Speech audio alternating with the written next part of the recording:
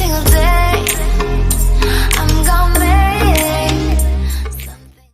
Halo, assalamualaikum. Apa kabar semuanya? Kali ini saya mau share FRSKBBK part 1, yaitu tentang metode penelitian, asas, fungsi, strategi, dan komponen layanan BK. Ini hanya latihan. Oke, sebelumnya jangan lupa like, share, komen, dan subscribe.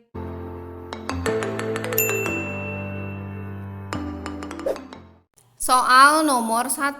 Penelitian korelasional memiliki tujuan untuk menentukan ada apa tidaknya hubungan antara dua variabel atau lebih, ke arah manakah hubungan tersebut positif atau negatif, dan seberapa jauh hubungan yang ada antara dua variabel atau lebih yang dapat diukur. Berikut ini adalah contoh penelitian korelasional, yaitu titik-titik. A. Mengungkap perilaku gamers di kalangan remaja.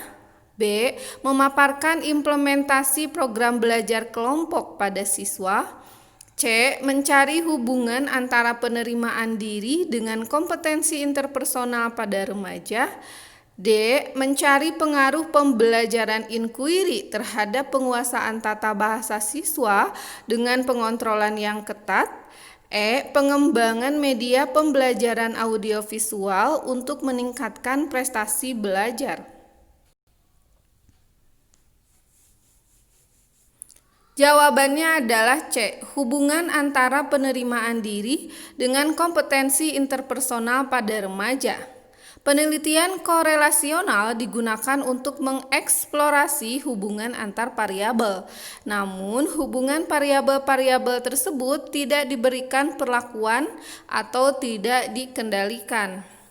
Nah, ini kalau opsi A adalah contoh penelitian exploratory, opsi B itu deskriptif ya, memaparkan implementasi itu ya. Yang opsi D eksperimen. Nah, eksperimen kata kuncinya apa? Ini kan pengaruh pembelajaran, itu bisa juga korelasional. Hanya saja bedanya kalau eksperimen dengan pengontrolan yang ketat ya, untuk variabel-variabelnya. Dan yang E itu kata kuncinya pengembangan, itu R&D ya, Research and Development. Oke. Selanjutnya, penelitian eksploratory adalah penelitian yang digunakan untuk meneliti sesuatu yang menarik perhatian, yang belum diketahui, belum dipahami, atau belum dikenali dengan baik. Penelitian deskriptif adalah penelitian yang tujuannya memaparkan atau mendeskripsikan suatu fenomena. Penelitian eksperimental adalah penelitian yang berusaha mencari pengaruh variabel tertentu terhadap variabel lainnya dengan kontrol yang ketat. Dikatakan juga metode eksperimen menguji secara benar hipotesis menyangkut hubungan kausal atau sebab akibat. Nah, penelitian pengembangan adalah suatu penelitian yang menghasilkan produk tertentu dan menguji keefektifan produk tersebut. Jadi validasi produk dalam penelitian pengembangan dapat dilakukan dengan cara menghadirkan beberapa tenaga ahli. Nomor 2, Adri adalah seorang siswa sebuah SMA yang sedang belajar sosiologi. Ia ingin meneliti kembali sebuah penelitian yang sudah ada sebelumnya tentang masyarakat suku Tengger ketika mengadakan ritual pemotongan rambut gimbal. Penelitian tersebut bertujuan untuk memperluas informasi tentang makna yang terdapat dalam upacara tersebut. Dari ilustrasi di atas, berdasarkan tujuannya adalah jenis penelitian titik-titik. A. Kuantitatif, B. Deskriptif, C. Historis, D. Development. Jawabannya adalah B. Deskriptif. Penelitian deskriptif adalah penelitian yang tujuannya memaparkan atau mendeskripsikan suatu fenomena. Ya, tadi juga sudah dibahas. Kemudian soal nomor 3, suatu pendekatan penelitian di bidang pendidikan yang bersifat objektif mencakup pengumpulan dan analisis data kuantitatif serta menggunakan metode pengujian statistik merupakan definisi dari titik-titik. A. Kualitatif, B. Kuantitatif, C. Penelitian tindakan kelas, D. Penelitian survei. Jawabannya adalah B. Kuantitatif. Penelitian kuantitatif adalah proses menemukan pengetahuan yang menggunakan data berupa angka sebagai alat menganalisis keterangan mengenai apa yang ingin diketahui. Jadi nanti saya share ya perbedaannya dengan kuantitatif dengan kualitatif ya. Kemudian nomor 4, sumber data berupa lingkungan alamiah, kajian utama berupa peristiwa yang terjadi dalam kondisi dan situasi sosial, mengutamakan makna, mengedepankan proses bukan hasil, merupakan ciri metode penelitian titik-titik. A. Kualitatif, B. Kuantitatif, C. Penelitian tindakan kelas, D. Penelitian survei. Jawabannya adalah A. Kualitatif. Jadi penelitian kualitatif adalah penelitian yang bersifat deskriptif dan cenderung menggunakan analisis. Penelitian yang lebih menekankan pada aspek pemahaman secara mendalam terhadap suatu masalah. Nah, seperti yang saya sebutkan, ini ada perbedaan antara penelitian kualitatif versus kuantitatif. Aspek dari tujuan penelitian kualitatif itu biasanya analisis mendalam terhadap suatu masalah. Ada juga yang mendeskripsikan realitas. Contoh penelitiannya biasanya studi kasus, survei. Kemudian kuantitatif itu tujuannya menjelaskan hubungan antar variabel, kemudian mengembangkan teori. Contohnya apa? Seperti eksperimen, korelasional, ya. Nah, metode pengumpulan data.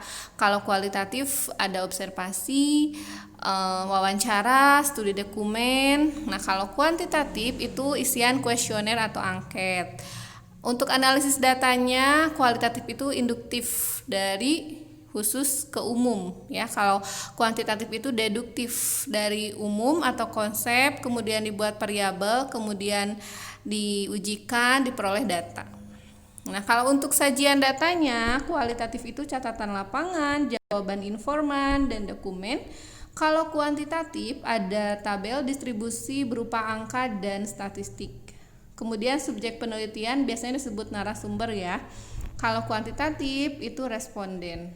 Hasil penelitian biasanya interpretasi dari peneliti. Jadi kekuatannya ada di peneliti. Kalau kuantitatif bentuk perhitungannya sistematis ya, karena datanya statistik tadi. Kemudian soal nomor 5. Instrumen penelitian yang digunakan pada penelitian kuantitatif yaitu titik-titik. A. Tes dan pedoman wawancara, B. Tes dan angket, C. Pedoman wawancara dan lembar observasi, D. Pedoman wawancara dan tes. Jawabannya adalah B. Tes dan angket ya. Jadi instrumen adalah alat pengumpul data dalam penelitian. Angket adalah lembar yang berisi sejumlah pertanyaan disertai pilihan jawaban yang disediakan. Subjek yang mengisi angket disebut responden. Tadi ya sudah disinggung sedikit. Nah, kemudian nomor 6. Kajian tentang sejauh mana ketercapaian indikator keberhasilan yang telah ditentukan sebelumnya dalam PTK dibahas pada kegiatan titik-titik. A. Perencanaan, B. Refleksi, C. Tindakan, D. Pengamatan. Jawabannya adalah B. Refleksi. Refleksi paling tepat dilakukan oleh peneliti PTK pada saat sesudah melakukan upaya perbaikan. Kemudian nomor 7, pada masa PJJ, guru BK mendapat laporan dari guru mata pelajaran bahwa ada peserta didik yang bermasalah dalam belajar, yaitu tidak pernah mengumpulkan tugas. Namun, guru BK tersebut tidak mau menangani masalah tersebut dengan segera dikarenakan peserta didiknya susah dihubungi dan tahu kalau keadaan rumahnya jauh ya. maka guru BK tersebut tidak menjalankan asas titik-titik.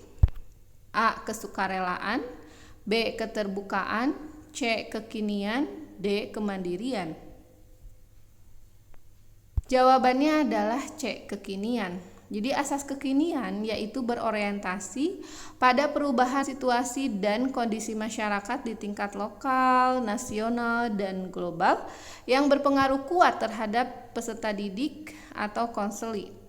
Jadi asas kekinian juga mengandung pengertian bahwa konselor tidak boleh menunda-nunda pemberian bantuan. Dia harus mendahulukan kepentingan konseli daripada yang lain. Soal nomor 8, setelah terjadi kasus penyalahgunaan media sosial oleh beberapa peserta didik, dibuatlah penegakan aturan oleh guru BK mengenai penggunaannya. Maka guru BK tersebut sedang menjalankan fungsi layanan titik-titik. A. Preventif, B. Kuratif, C. Pemahaman, D. Penyaluran. Jawabannya adalah B. Kuratif. Fungsi ini berkaitan erat dengan upaya pemberian bantuan kepada konseli yang telah mengalami masalah, baik menyangkut aspek pribadi, sosial, belajar, maupun karir. Teknik yang dapat digunakan adalah counseling dan remedial teaching. Jadi kata kuncinya setelah terjadi kasus penyalahgunaan. Nah, jadi kalau setelah terjadi kasus itu berarti butuh upaya perbaikan, berarti nama layanannya adalah kuratif, ya. Beda halnya kalau sebelum terjadi kasus guru BK menegakkan aturannya, itu berarti preventif, ya. Oke, selanjutnya soal nomor 9. Pada masa revolusi industri 4.0 ini, seorang guru BK tidak hanya dituntut untuk menguasai teknologi, namun juga dapat mengaplikasikannya menjadi media layanan BK, terutama untuk bimbingan klasikal. Dengan demikian, teknologi tersebut dapat digunakan untuk layanan titik-titik. A. Layanan dasar, B. Layanan peminatan dan perencanaan individual, C. Layanan responsif, D. Dukungan sistem. Jawabannya adalah A. Layanan dasar. Kata kunci di soal ada layanan BK, terutama untuk bimbingan klasikal. Jadi berbeda halnya kalau teknologi itu digunakan untuk pengembangan jejaring, manajemen, pengembangan keprofesian seperti riset, maka itu masuknya ke dukungan sistem. Oke, soal nomor 10. Guru BK dan wali kelas berdiskusi tentang suatu masalah peserta didik dalam belajar. Kemudian mereka berencana memanggil peserta didik tersebut untuk membantu permasalahannya. Kegiatan yang dilakukan guru BK dan wali kelas tersebut adalah strategi layanan titik-titik.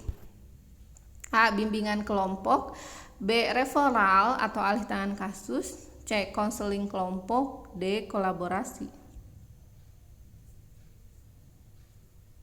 Jawabannya adalah D. Kolaborasi. Jadi kata kuncinya adalah berdiskusi dan mereka atau guru BK dan wali kelas tersebut mempunyai rencana. Ya, jadi kalau ini kan belum mulai ya konseling atau bimbingannya, jadi baru pembicaraan antara wali kelas dan guru BK. Nah, kalau alih tangan kasus bagaimana? Kalau wali kelas dan terutama guru BK tidak mampu menangani sendiri karena itu di luar kewenangannya atau memang masalahnya memang berat, itu bisa dialih tangankan atau dialih tangan kasus kepada yang lebih ahli, ya. Misal siswa itu mengalami gangguan belajar karena punya masalah psikologis yang berat misalnya. Itu bisa dialih tangan kasuskan. Oke, sampai sini saja. Mohon maaf ya apabila ada kekurangannya. Terima kasih perhatiannya. Sampai jumpa lagi.